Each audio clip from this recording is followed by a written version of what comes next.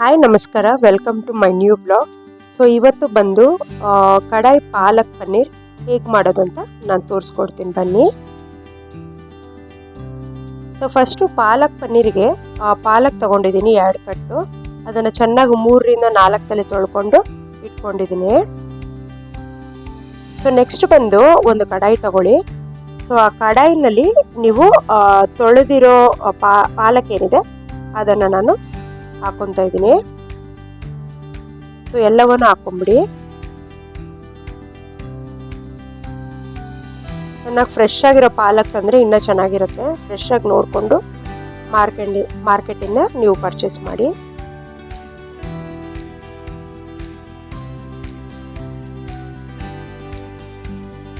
So ಇದಕ್ಕೆ ಖಾರಕ್ಕೆ ನಾನೊಂದು 4 to 5 ಚಿಲ್ಲೀಸ್ ಹಾಕ್ಕೊಂಡಿದ್ದೀನಿ. ಸೊ ಪೆಪ್ಪರ್ ಕೂಡ ನಾನು ಹಾಕ್ಕೊತೀನಿ. ಸೊ ಚಿಲ್ಲೀಸ್ ಜಾಸ್ತಿ ಅನಿಸಿದ್ರೆ ನೀವು ಒಂದು 3 ಚಿಲ್ಲೀಸ್ ಹಾಕ್ಕೊಬೋದು ಸಾಕು.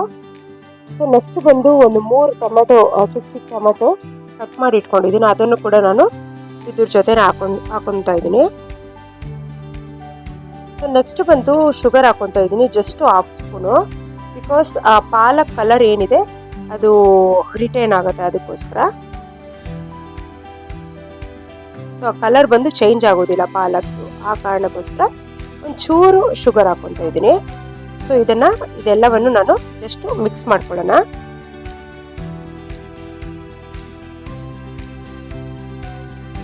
ಚೆನ್ನಾಗಿ ಮಿಕ್ಸ್ ಮಾಡ್ಕೊಳ್ಳಿ. ಸೊ ಇದನ್ನು ಒಂದು 5 to 10 ಮಿನಿಟ್ಸ್ ತನಕ ಜಸ್ಟ್ ಲಿಡ್ಡನ್ನು ಕ್ಲೋಸ್ ಮಾಡಿಡ್ತಾ ಇದ್ದೀನಿ, ಅಂದರೆ ಕಡಾಯಿನ ಕ್ಲೋಸ್ ಮಾಡಿಡೋಣ.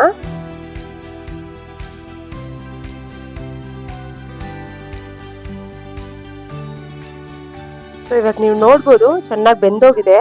ಸೊ ಆ ಕಲರ್ ಕೂಡ ನೀವು ಆದರೆ ಪಾಲಕ್ ಕಲರ್ ಏನಿದೆ ಅದು ಚೇಂಜ್ ಕೂಡ ಆಗಿಲ್ಲ. ಸೊ ಇದನ್ನು ನಾನು ಜಸ್ಟ್ ಪೇಸ್ಟ್ ಮಾಡ್ಕೊಂಬರ್ತೀನಿ. ಸೊ ಪೇಸ್ಟ್ ಮಾಡೋಕ್ಕಿಂತ ಮುಂಚೆ ಒಂದು 50 ಗ್ರಾಮ್ ಅಷ್ಟು ನಾನು ಗೋಡಂಬಿ ಇಟ್ಕೊಂಡಿದ್ದೀನಿ, ಅದನ್ನು ಕೂಡ ಇದ್ರ ಜೊತೆ ಹಾಕೊತಾ ಇದ್ದೀನಿ. ಸೊ ನೆಕ್ಸ್ಟ್ ಬಂದು 1 ಸ್ಪೂನು ಪೆಪ್ಪರನ್ನು ಹಾಕೊಳ್ಳೋಣ, ಬ್ಲ್ಯಾಕ್ ಪೆಪ್ಪರ್.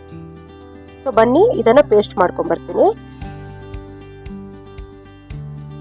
ಇದು ನೋಡಿ ಚೆನ್ನಾಗಿ ನೀವು ನೋಡ್ಬೋದು, ಚೆನ್ನಾಗಿ ಫೈನ್ ಪೇಸ್ಟ್ ಮಾಡ್ಕೊಂಡಿದ್ದೀನಿ. ಸೊ ಈ ಥರ ಫೈನ್ ಪೇಸ್ಟ್ ಆಗಿದ್ರೆ ಸಾಕಾಗುತ್ತೆ.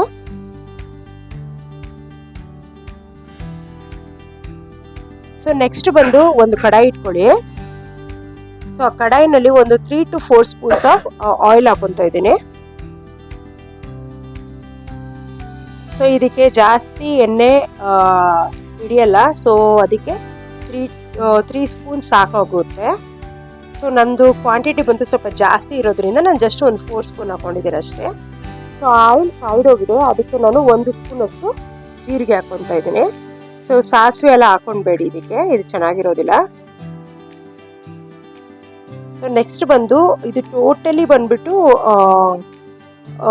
ನಿಮ್ಮ ಇಷ್ಟ, ನಿಮ್ಗೆ ಹಾಕೊಂಡ್ರೆ ಹಾಕೊಬೋದು. ಜಸ್ಟ್ 3 ಲವಂಗ ಹಾಕೊತಾ ಇದ್ದೀನಿ. ನೆಕ್ಸ್ಟ್ ಬಂದು 3 ಏಲಕ್ಕಿಯನ್ನು ಹಾಕೊತಾ ಇದ್ದೀನಿ. ಜಸ್ಟ್ ಆಪ್ಷನಲ್ ಅಷ್ಟೇ, ಬೇಡ ಅಂತಂದರೆ ನೀವು ಸ್ಕಿಪ್ ಮಾಡ್ಬೋದು. ಸೊ ನೆಕ್ಸ್ಟ್ ಬಂದು 2 ದೊಡ್ಡ ಸೈಜು ಆನಿಯನ್ ಹಾಕ್ಕೊಂಡಿದ್ದೀನಿ, ಅಂದರೆ ಚಾಪ್ ಮಾಡೋ ಆನಿಯನು ಮತ್ತು ಗಾರ್ಲಿಕನ್ನು ಫೈನ್ ಚಾಪ್ ಮಾಡಿದ್ದೀನಿ, ಅದನ್ನು ಕೂಡ ನಾನು ಹಾಕಿಸ್ಕೊತಾ ಇದ್ದೀನಿ. 2 ಒಟ್ಟಿಗೆ ನಾನು ಫೈನ್ ಚಾಪ್ ಮಾಡಿರೋದು. ಬೆಳ್ಳುಳ್ಳಿ ಒಂದು ದೊಡ್ಡ ಸೈಜ್ ಒಂದಿದ್ರೆ ಸಾಕಾಗುತ್ತೆ. ಸೊ ಆನಿಯನ್ ಜೊತೆನೇ ನೀವು ಅದನ್ನು ನೀವು ಚಾಪ್ ಮಾಡ್ಕೊಬೋದು ಫೈನಾಗಿ. ಸೊ ಇದನ್ನು ಚೆನ್ನಾಗಿ ಫ್ರೈ ಮಾಡ್ಕೊಳ್ಳೋಣ, ಅದು ಟ್ರಾನ್ಸ್ಪರೆಂಟ್ ಆಗೋ ತನಕ ಫ್ರೈ ಮಾಡ್ಕೊಳ್ಳೋಣ.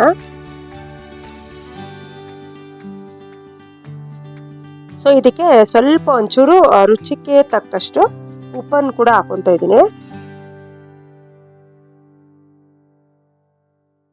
ಚೆನ್ನಾಗಿ ಮಿಕ್ಸ್ ಮಾಡೋಣ. ಸೊ ನೆಕ್ಸ್ಟ್ ಬಂದು ನಾನು ಕಸೂರಿ ಮೆಥಿನ ಹಾಕ್ಕೊಳ್ಳೋಣ ಬನ್ನಿ. ಸೊ ಕಸೂರಿ ಮೆಥಿ ತೊಗೊಂಡಿದ್ದೀನಿ, ಜಸ್ಟ್ 1 ಸ್ಪೂನ್. ಅದನ್ನು ಜಸ್ಟ್ ಕ್ರಷ್ ಮಾಡಿ ಹಾಕ್ಕೊಳ್ಳಿ.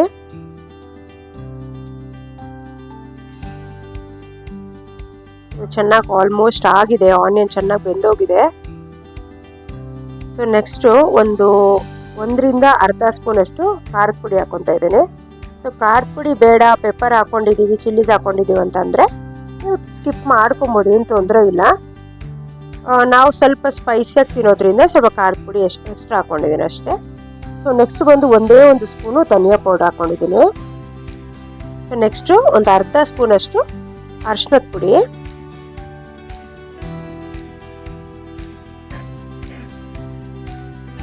ಚೆನ್ನಾಗಿ ಮಿಕ್ಸ್ ಮಾಡ್ಕೊಳ್ಳಿ. ಸೊ ಮಿಕ್ಸ್ ಮಾಡಿದ ನಂತರ ನೆಕ್ಸ್ಟ್ ನಾನು ಒಂದು 1/4 kg ಅಷ್ಟು ನಾನು ಪನ್ನೀರ್ ತೊಗೊಂಡಿದ್ದೀನಿ, ಅದನ್ನು ಚಾಪ್ ಮಾಡಿ ಇಟ್ಕೊಂಡಿದ್ದೀನಿ. ಅದನ್ನು ಕೂಡ ಇದ್ರ ಮೇಲೆ ಹಾಕ್ಕೊತಾ ಇದ್ದೀನಿ. ಇದು ಓನ್ಲಿ 1 to 2 ಮಿನಿಟ್ ಈ ಆನಿಯನ್ ಜೊತೆ ಫ್ರೈ ಆದರೆ ಮಾತ್ರ ಸಾಕು. ಬಿಕಾಸ್ ಜಾಸ್ತಿ ಪನ್ನೀರು ಫ್ರೈ ಆದರೆ ರಬ್ಬರ್ ಥರ ಆಗೋಗುತ್ತೆ. ಸೊ 1 to 2 ಮಿನಿಟ್ಸ್ ಚೆನ್ನಾಗಿ ಜಸ್ಟ್ ಸಾಟೆ ಮಾಡ್ಕೊಳ್ಳಿ. ಇದು ರೋಟಿ, ಫುಲ್ಕಾ ಮತ್ತು ನಾನ್ ಎಲ್ಲದಕ್ಕೂ ಚೆನ್ನಾಗಿರುತ್ತೆ. ಸೊ ನೆಕ್ಸ್ಟ್ ಬಂದು ನಾನು ಏನು ಪೇಸ್ಟ್ ಮಾಡಿ ಇಟ್ಕೊಂಡಿದ್ದೆ ಪಾಲಕ್ದು, ಸೊ ಅದನ್ನು ಕೂಡ ಇದ್ರ ಮೇಲೆ ಹಾಕ್ಕೊತಾ ಇದ್ದೀನಿ. ಸೊ ನೀವು ನೋಡ್ಬೋದು ಕಲರ್ ಎಷ್ಟು ಚೆನ್ನಾಗಿದೆ ಅಂತ, ಗ್ರೀನಾಗ ಹಾಗೆ ಆ ಕಲರ್ ಅಂದರೆ ಪಾಲಕಿನ ಕಲರ್ ಏನಿದೆ ಯಾವ ಕಾರಣಕ್ಕೂ ಚೇಂಜ್ ಆಗಿಲ್ಲ. ಇದು ಜಸ್ಟ್ 1 to 2 ಬಾಯ್ಲ್ ಆಗಿದ ನಂತರ ಇಳಿಸೋದು ಅಷ್ಟೇ. 1 to 2 ಬಾಯ್ಲ್ ಆಗಲಿ. ಜಾಸ್ತಿ ನೀವು ಡ್ರೈ ಎಲ್ಲ ಮಾಡ್ಕೊಳಕ್ಕೆ ಹೋಗ್ಬಿಡಿ, ಅಂದರೆ ಬಾಯ್ಲ್ ಜಾಸ್ತಿ ಮಾಡೋಕ್ಕೆ ಹೋಗ್ಬಿಡಿ.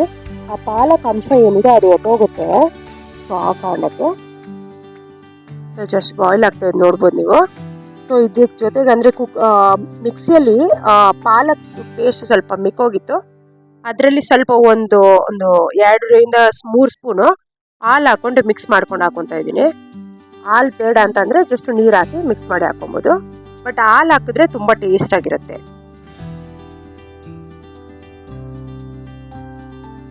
ಚೆನ್ನಾಗಿ ಮಿಕ್ಸ್ ಮಾಡ್ಕೊಳ್ಳಿ. ಸೊ ನೆಕ್ಸ್ಟ್ ಬಂದು ರುಚಿಗೆ ಸ್ವಲ್ಪ ನಿಂಬೆಹಣ್ಣು ಹಾಕ್ಕೊಳ್ಳೋಣ.